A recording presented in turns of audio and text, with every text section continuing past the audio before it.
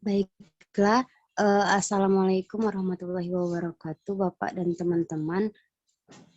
Saya sebagai moderator, pada kesempatan kali ini kita dapat berkumpul di ruang Zoom meeting. Nah, pada kesempatan kali ini yaitu kepada pemateri Destri Endrang Lestari yang akan mempresentasikan seminarnya tentang uji aktivitas antibakteri ekstrak daun mahkota dewa terhadap bakteri Staphylococcus aureus. Selanjutnya kepada pemateri Destri Endang Lestari dipersilahkan. Baiklah, terima kasih kepada moderator yang telah mempersilahkan saya. Dan juga terima kasih kepada dosen pembimbing mata kuliah ini, yaitu Bapak Umar Kalmarnizar, SSI, MSI. Baiklah, perkenalkan saya Dasri Endang Lestari dengan NIM 1803528 akan mempresentasikan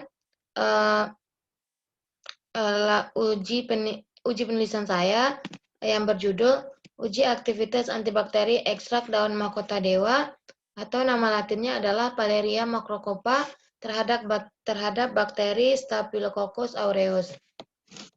Baiklah, kita masuk ke bab satunya, di mana yang pertama itu adalah latar belakang penulisan, di mana di sini terdapat buah mahkota dewa. Buah mahkota dewa ini dicirikan dengan memiliki daun hijau dan buahnya yang berwarna merah jika sudah tua. Di sini ada 3 gambar. Yang pertama itu gambar di mana tersebarnya buah mahkota dewa, di mana buah mahkota dewa ini banyak ditemukan di Indonesia. Tumbuhan mahkota dewa ini merupakan dan gambar kedua adalah tumbuhan mahkota dewa ini merupakan termasuk dari tanaman obat, di mana tanaman obat ini adalah tanaman yang memiliki khasiat obat mengandung zat aktif yang berfungsi mengobati penyakit tertentu. Mahkota dewa atau Paleiria macrocoppa merupakan tanaman yang hidup di daerah tropis. Daun dan buah mahkota dewa merupakan tanaman obat. Secara tradisional, mahkota dewa dipakai antara lain sebagai obat untuk penyakit seperti kanker, tumor, diabetes mellitus, hepatitis, hipertensi, jantung, rematik, asam urat, alergi, gangguan ginjal, dan ketergantungan obat lainnya. Sehingga dengan manfaat dari buah mahkota dewa ini akan mengurangi penggunaan obat-obat kimia bagi kesehatan manusia. Yang ketiga gambar adalah gambar di mana mahkota dewa ini mengandung metabolit sekunder sebagai antibakterinya. Kemudian kita masuk ke tujuan penulisan, di mana tujuan penulisan dari penelitian ini adalah mengetahui kandungan metabolit sekunder tanaman mahkota dewa. Yang kedua adalah menguji aktivitas pemberian ekstrak daun mahkota dewa sebagai antibakteri terhadap daya hambat bakteri Staphylococcus aureus. Kemudian yang masih bab 1, di mana manfaat penulisan, di mana untuk manfaat penulisan ini saya memiliki 2 manfaat penulisan. Yang pertama itu untuk memberikan informasi mengenai kandungan metabolit sekunder pada buah mahkota dewa. Yang kedua adalah untuk memberikan informasi mengenai aktivitas uji pemberian ekstrak daun mahkota dewa sebagai antibakteri terhadap daya hambat bakteri Staphylococcus aureus. Kemudian kita masuk ke bab 2, di mana bab 2 ini adalah tinjauan pustaka, di mana mahkota dewa adalah tanaman yang berasal dari Papua dengan nama latin seperti yang saya bilang tadi adalah Paleiria macrocoppa. Tanaman mahkota dewa dapat diklasifikasikan sebagai berikut.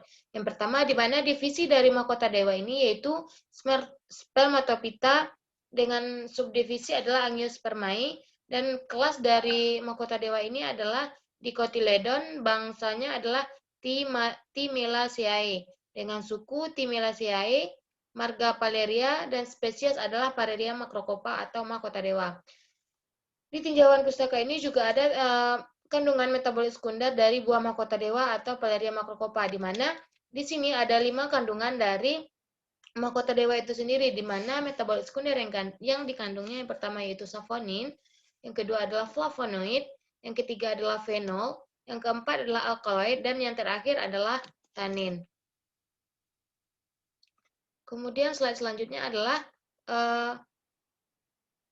bakteri Staphylococcus aureus. Bakteri Staphylococcus aureus dapat diklasifikasikan berdasarkannya di mana kingdomnya adalah bakteria dengan filum Firmicutes dengan kelas Bacilli, ordo Bacillales, famili Staphylococcaceae dengan genus Staphylococcus, dan spesiesnya adalah Staphylococcus aureus.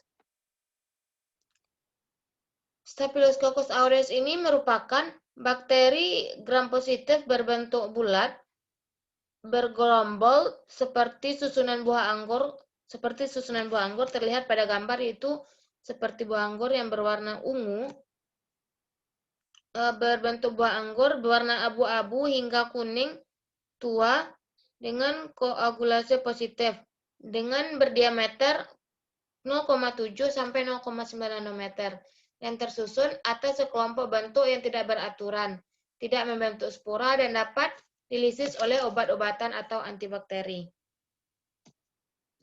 Nah, yang selanjutnya adalah bagaimana jika kulit terinfeksi Staphylococcus aureus.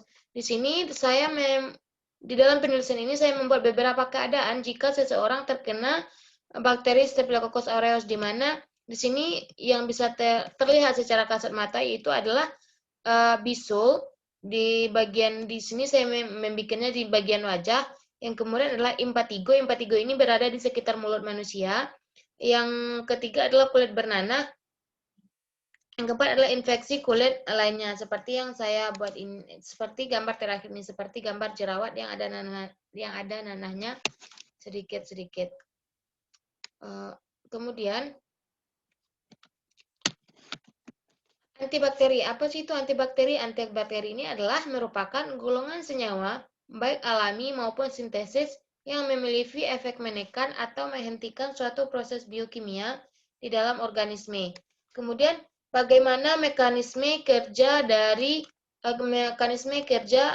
bakteri ini? Yang pertama itu ada inhibitor dinding sel bakteri. Yang kemudian ada inhibitor sintetis protein bakteri. Yang ketiga adalah menghambat sintetis folat.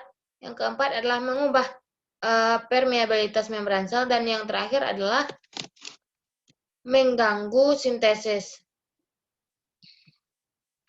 Selanjutnya adalah metode penelitian. Bab 3-nya adalah metode penelitian, di mana metode penelitian ini berdasarkan penelitian dari Muhammad Fikri Syah dan kawan-kawan pada tahun 2020. Di sini dalam penulisan ini ada dua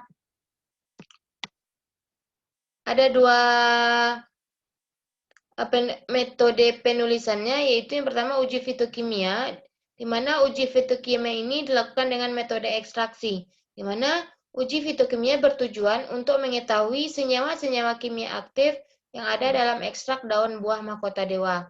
Yang kemudian adalah uji yang kedua adalah uji aktivitas antibakteri, di mana uji aktivitas antibakteri ini dilakukan dengan metode difusi cakram, di mana uji aktivitas antibakteri ini bertujuan untuk mengetahui kemampuan senyawa kimia tertentu dalam ekstrak daun mahkota dewa untuk menghambat pertumbuhan bakteri.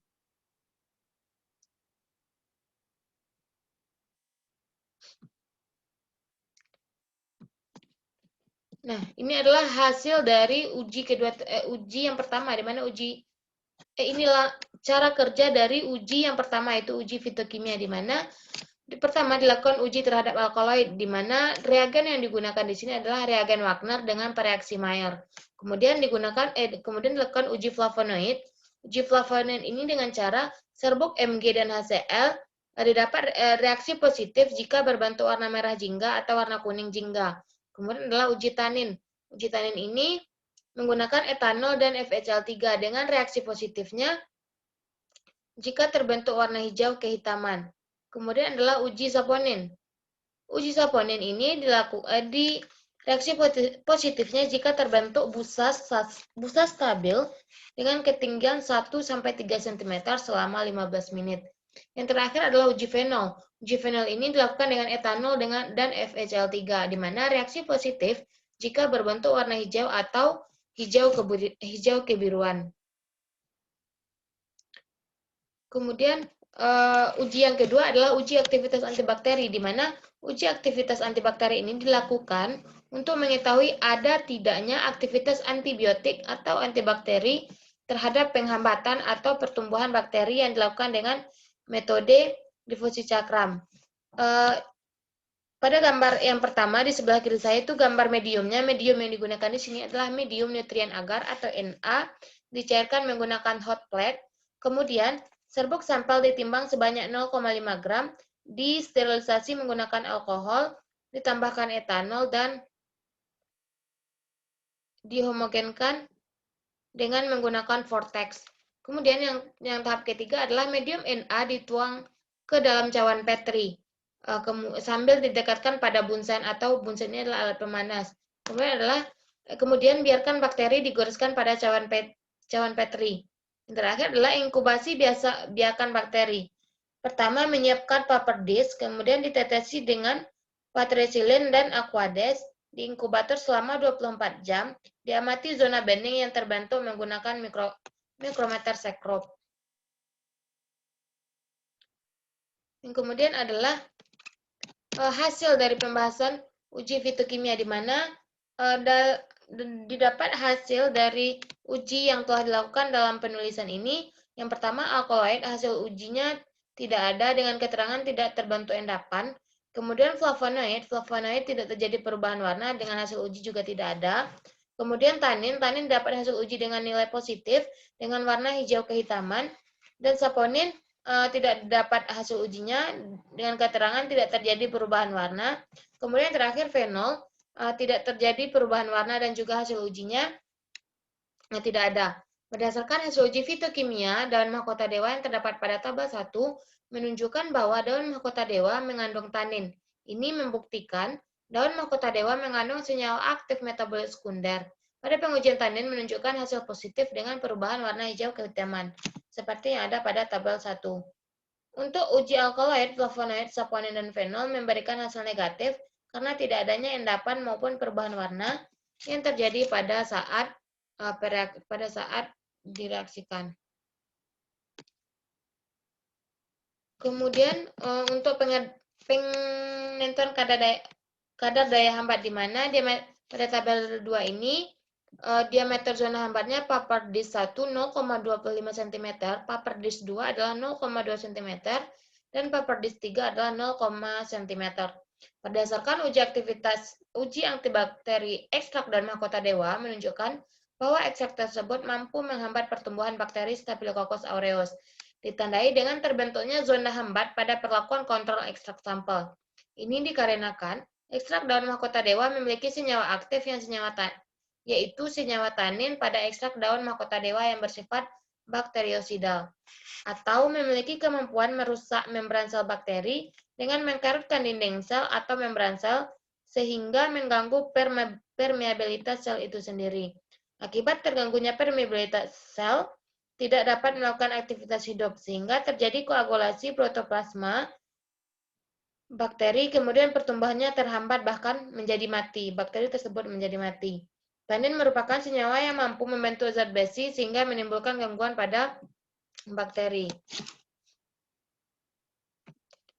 Nah, berdasarkan penulisan yang telah saya lakukan, didapat kesimpulan bahwa berdasarkan hasil penelitian atau penulisan yang dapat disimpulkan bahwa ekstrak daun mahkota dewa atau Paleria macrocopa mengandung senyawa metabolit sekunder yaitu tanin yang berfungsi sebagai antibakteri dan dapat menghambat aktivitas atau pertumbuhan bakteri Staphylococcus aureus. Mungkin sekianlah presentasi dari penulisan saya. Saya sebagai pemateri, jika ada salah-salah kata, saya mohon maaf, saya kembalikan kepada moderator. Baik, terima kasih kepada pemateri yang telah mempresentasikannya. Maka dengan berakhirnya presentasi tadi, maka berakhir juga sesi Zoom pada kali ini. Terima kasih kepada pemateri. Saya sebagai moderator pamit undur diri. Assalamualaikum warahmatullahi wabarakatuh. Waalaikumsalam warahmatullahi wabarakatuh.